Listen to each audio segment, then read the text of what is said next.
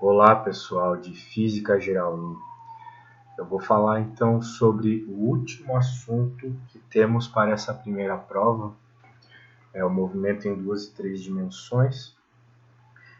E o que ele tem de especial é que ele vai ser uma aplicação do que a gente já viu agora, que foi o movimento em uma dimensão, né? Nós estávamos estudando e vimos algumas formas diferentes de movimento, né, como o MRU e o MRUV.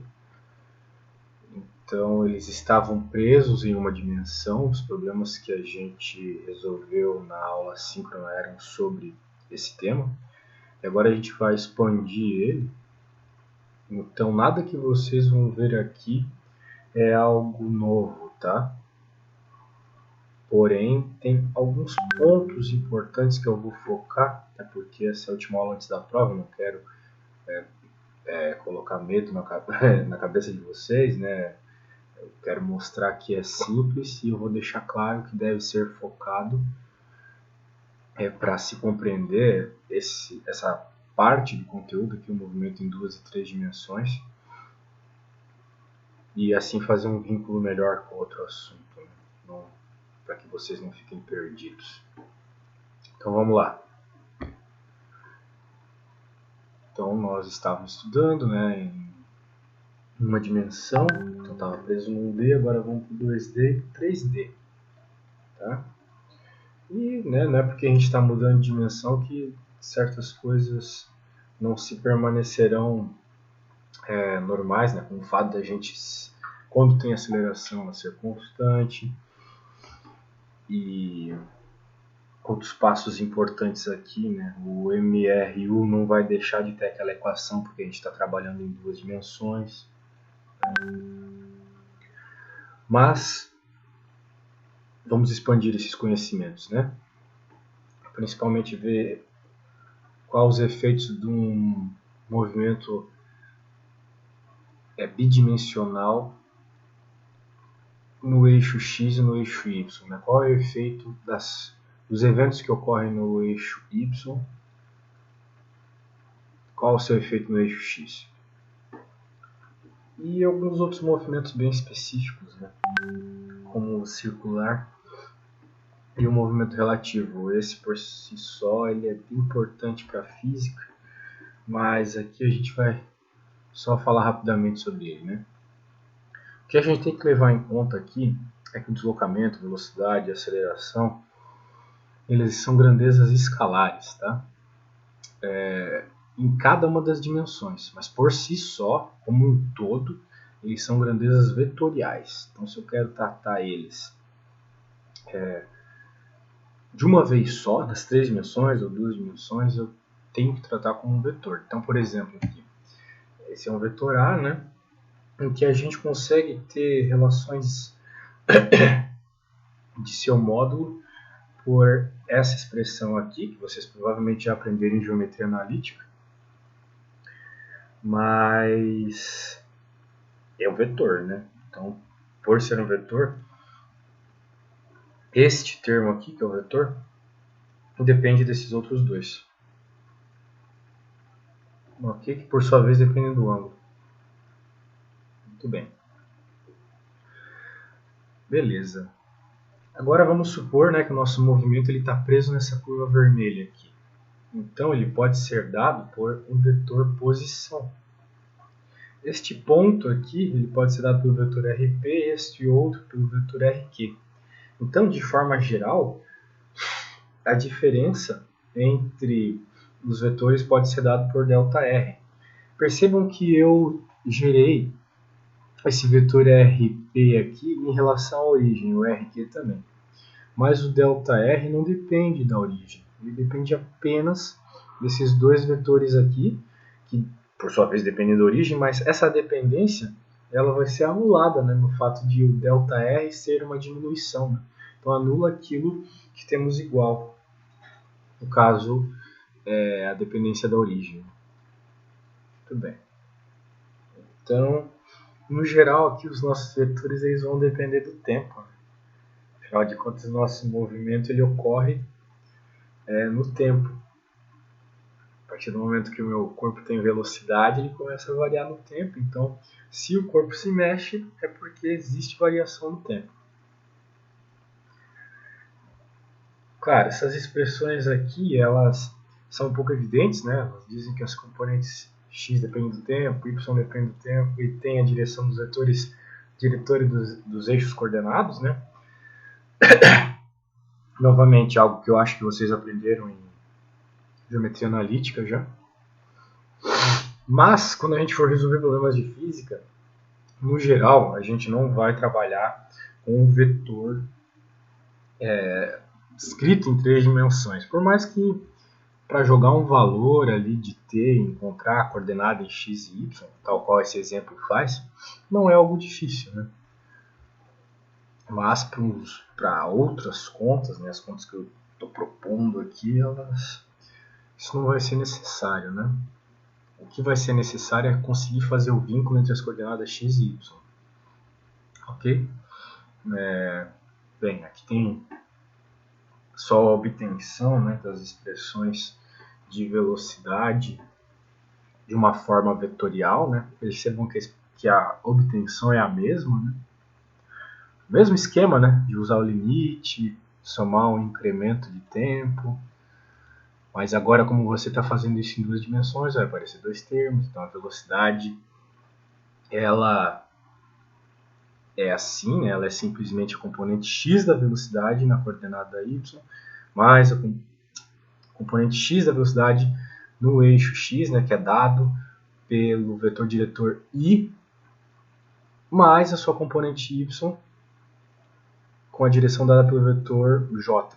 Então percebam que é análogo ao vetor posição, né? O vetor posição é a mesma coisa, só que em vez de v x e vy, é a posição em x e a posição em y.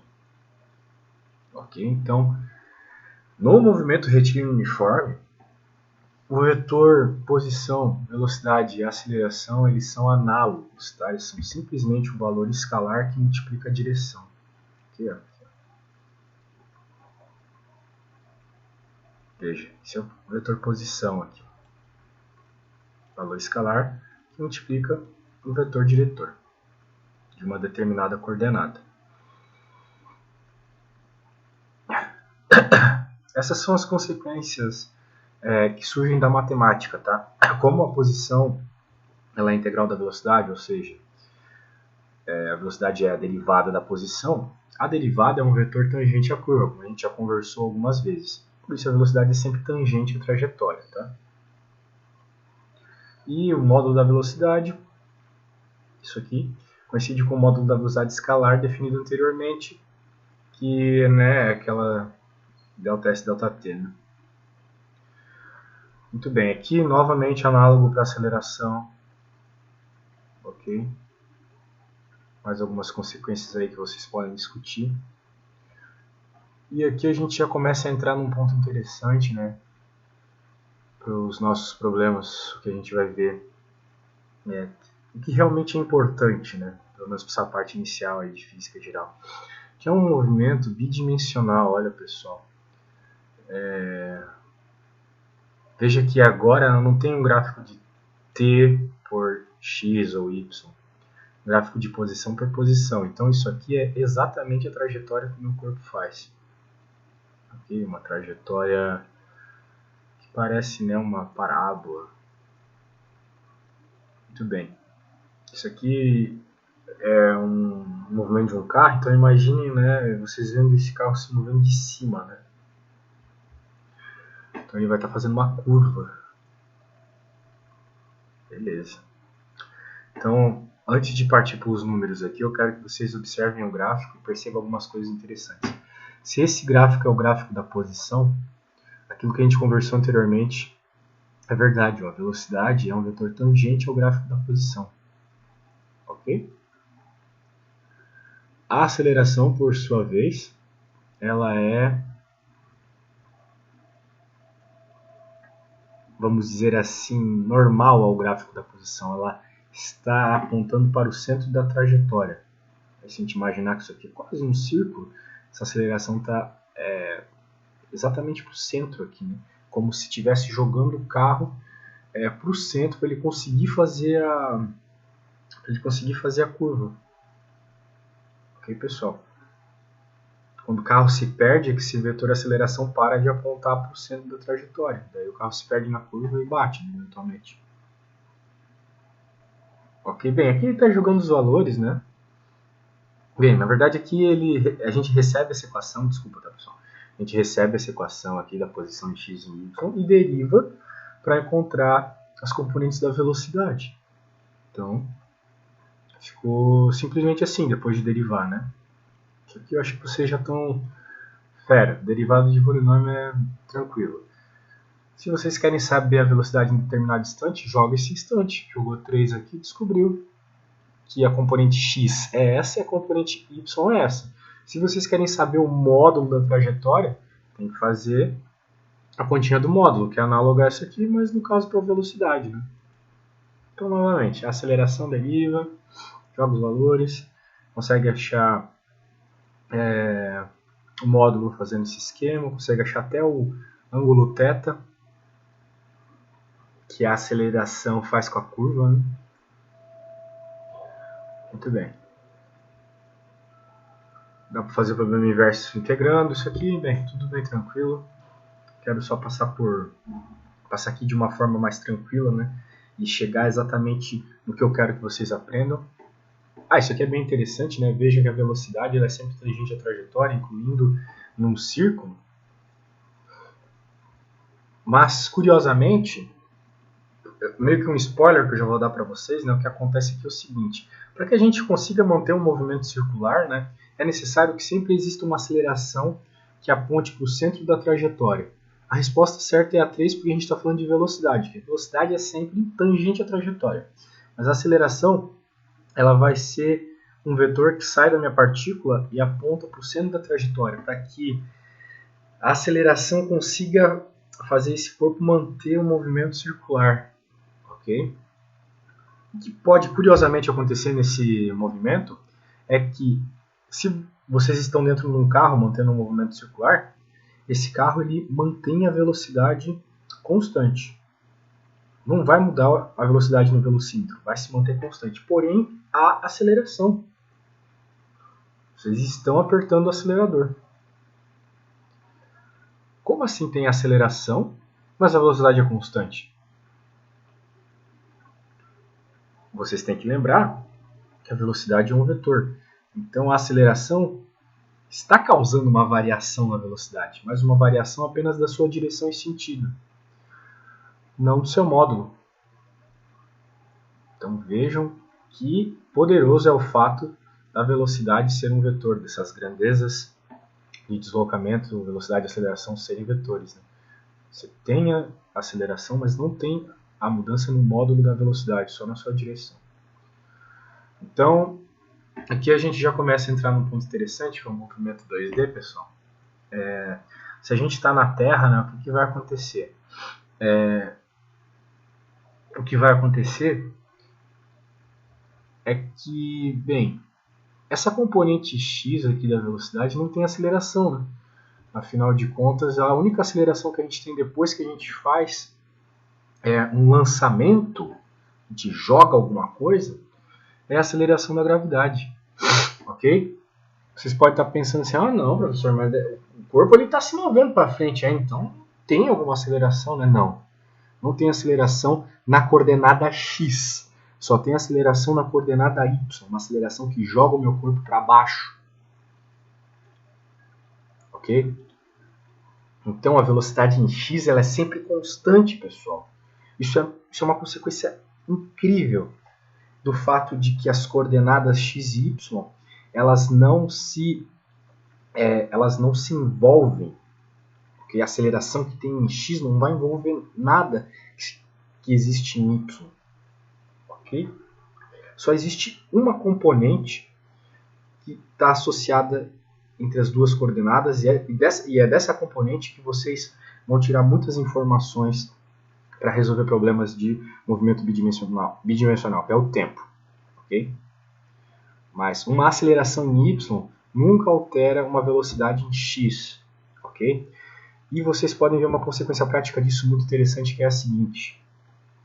vocês podem andar, mantenham a velocidade constante, joguem o celular de vocês para cima e continuem andando. O celular de vocês vai cair de novo na mão de vocês. Como isso é possível? Se vocês manterem a velocidade em x constante, o celular de vocês, por não haver aceleração em x, apenas em y, que é a aceleração da gravidade, também vai manter aquela mesma velocidade constante em x. É o que está dizendo essa equação. E por isso ele vai chegar na mesma posição que vocês chegam em x depois de determinado tempo. Ok? Então reflitam um pouco sobre isso, é muito interessante. Se não tem aceleração, a velocidade permanece constante, tanto em vocês quanto no celular. Ok? Em y ele vai ter posições diferentes de vocês, mas em x não. Desculpa, pessoal. Bem, qual é a consequência disso, né? A consequência disso é o seguinte. Caso eu faça um lançamento, então, como a gente já conversou, eu vou ter uma componente da velocidade em y, né, uma outra componente em x. Ok? E, bem, quero chegar exatamente no exercício interessante aqui. Eu vou ter uma componente em x, uma componente em y, como a gente conversou. Só que a velocidade em x, na hora que eu lanço, eu faço esse lançamento saindo aqui da origem, a velocidade em x ela nunca muda. Ela sempre vai ser o módulo da velocidade com que eu lancei, ou seja, v0, vezes o cosseno do ângulo com que eu lancei. É constante isso aqui, tá, pessoal? Em y vai mudar, por quê? Porque há uma aceleração, a aceleração da gravidade. E é meio óbvio que vai mudar quando a gente olha para esse gráfico aqui, porque se o meu corpo ele chega numa determinada altura y, perceba, gráfico de x por y, tá? Sempre tomando esse cuidado de olhar as coordenadas do gráfico. Existe um momento em que ele não tem mais velocidade em y. Ele estava subindo, subindo, subindo, subindo, até a hora que ele chega na sua altura máxima. Nessa altura máxima, sua velocidade em y é 0. Tá bom, pessoal? Então, isso é extremamente importante. Toda vez que o corpo chega na sua altura máxima, significa que a velocidade naquela coordenada é 0. Ok? Então, o que fez a velocidade diminuir, né? Se a gente jogou com uma velocidade alta aqui da origem? É a aceleração que é negativa. A aceleração da gravidade está apontando para baixo, enquanto a velocidade estava apontando para cima. A aceleração fez a velocidade ir a 0. E ele começa a cair de novo. Então, a velocidade em y sofreu variação do tempo, mas em x não. Ela é constante. Claro, não tem resistência do ar, né? Se tivesse, também sofreria em x. Ok? Com isso, a gente acha a altura máxima. Com essa expressão aqui, consequência direta de jogar Vy igual a 0. E, bem, o que vai acontecer, né? Se a gente jogar o tempo na expressão do sorvetão, a gente chega nisso aqui. Perceba que o tempo com que ele chega aqui na altura máxima é o mesmo tempo em que em x eu chego na metade do meu alcance aqui do meu lançamento. Então, o mesmo tempo que eu encontrei aqui, ó, eu posso jogar na expressão do sorvete, né, a equação da posição em x, e encontrar qual é o alcance que ele teve em x até esse determinado tempo. Qual que foi a distância que ele se moveu em x até ele chegar na metade da trajetória. Né? E bem, se eu quiser ir até o dobro da trajetória, eu tenho que... Uma das formas, né, talvez a forma mais elegante, é usar a equação do sorvetão em y e jogar y igual a 0. Ok? Então, bem, a hora que eu faço isso, né, ou simplesmente coloco 2th, né, é uma outra forma, talvez mais simples, a gente chega nessa equação do alcance máximo aqui, tá? Essa manipulação... Por que apareceu 2θ aqui, 2θ0 aqui dentro? Manipulação trigonométrica. 2 seno θ cosseno de θ, joga o 2 para dentro de um seno de θ. Manipulação trigonométrica que vocês estão aprendendo em cálculo. Ok? Bem, então é isso, pessoal. O que tem de interessante aqui é justamente isso. Vocês encontram o tempo numa dimensão e jogam na outra, sabendo o que aconteceu na outra dimensão. Por exemplo, eu quero saber qual foi o alcance total em x, qual é o ponto que ele chega aqui. Eu sei o seguinte, que o ponto que ele chega aqui também é o ponto onde a posição é zero novamente em y. Então, se eu tenho mais informações em y do que em x, na qual o problema me deu, descubro em y a informação do tempo e jogo em x para achar a posição. Essa é a dica. Ok? Bem, então aqui tem um exemplo, né? Vocês podem dar uma olhada depois. E aqui ele fala sobre movimento circular. Eu não quero focar nisso agora porque é a matéria lá de fim do curso, tá? Mas é bom a gente já ter uma visão geral de que a velocidade tangente aqui da trajetória se relaciona com a velocidade angular do meu corpo por essa equação, ou seja, o raio da trajetória importa. Consigo definir frequência e período pela quantidade de tempo que demora para dar uma volta inteira. E, bem, uma das consequências aqui é aquela que eu falei, né? Todo movimento circular tem aceleração, por mais que a velocidade seja constante. Okay? E a aceleração é dada por essa expressão aqui. Novamente não quero me ater, o que é importante é aquilo que eu falei, né? Mas só para vocês verem que existe outros tipos de movimento interessantes aqui em mais de uma dimensão, incluindo esse probleminha clássico aqui no movimento relativo em 2D. Outra hora a gente pode conversar sobre isso, mas para a prova não é interessante. Beleza, pessoal? Espero que tenham gostado. Qualquer coisa, só me chamar pelo e-mail.